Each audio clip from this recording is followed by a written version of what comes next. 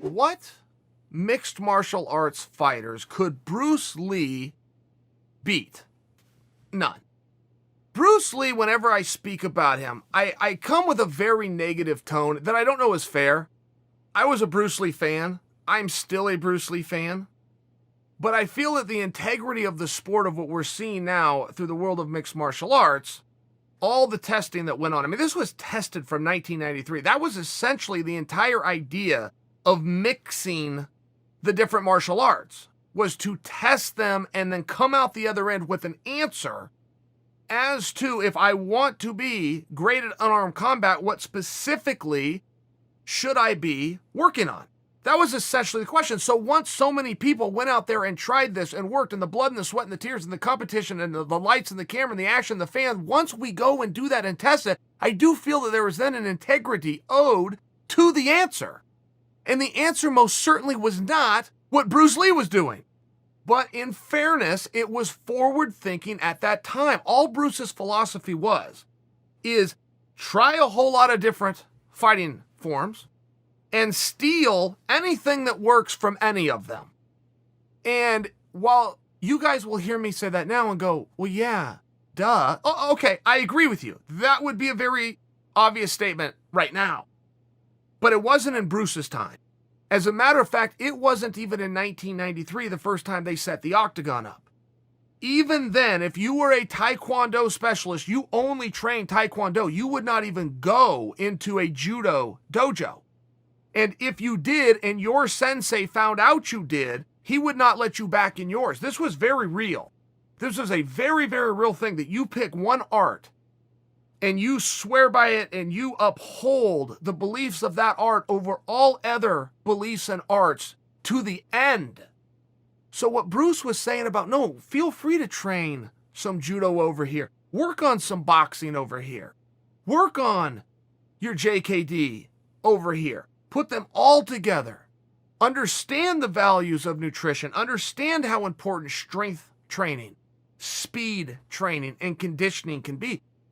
I understand that's obvious now, but it wasn't obvious then.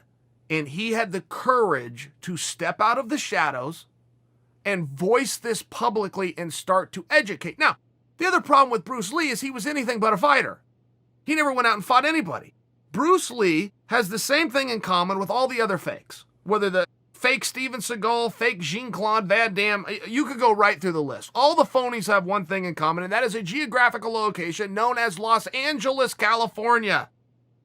If you could set up shop and tell a story to a bunch of jerks in your backyard or in your garage to some guys in California, over time you could make them some believers. And over time, if those guys ever wrote a script or went into production of any level or became actors of any kind or got interviews, and you could get them to continue to tell the story the way you told it to them in your backyard, you can then go on and be a myth and or legend. And that's what those guys did. So as much as I do want to give them a hard time for that, let's tell the other side of it. I know they weren't looking for competitions. I know they didn't have real fights, and I know they weren't looking for fights. But does that mean they wouldn't have done that had that been an opportunity that was given? Mixed martial arts didn't exist. A lot of the grappling events that we see today didn't exist. A lot of combat as we know it today from a competitive standpoint, the networks, the outlets, the digital opportunities, the streaming, the events and the event organizers just simply didn't exist.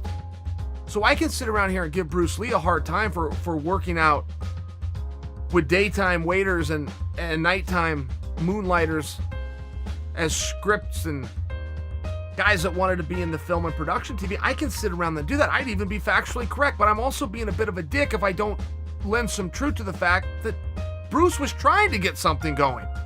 He was trying to teach people that they could go into competitions when and if and should those competitions ever come around. That is true, and Bruce does deserve that. And Bruce was working with people, and it wasn't just for money, and it wasn't a hoax. He truly believed these things, and he spent a lot of time on his art, and he spent some time with some real guys. Chuck Norris didn't make my list of phonies. Chuck Norris was the real deal.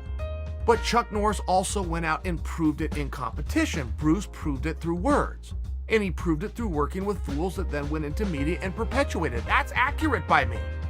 So when you talk about who could Bruce beat, But you would be the same person to go look at a Steve Jenham or somebody that fought in the very early shows and dismiss them. You dismiss them because you have footage of them losing. You accept Bruce because you have no footage of him winning or of losing. For me, that's a sucker's bet.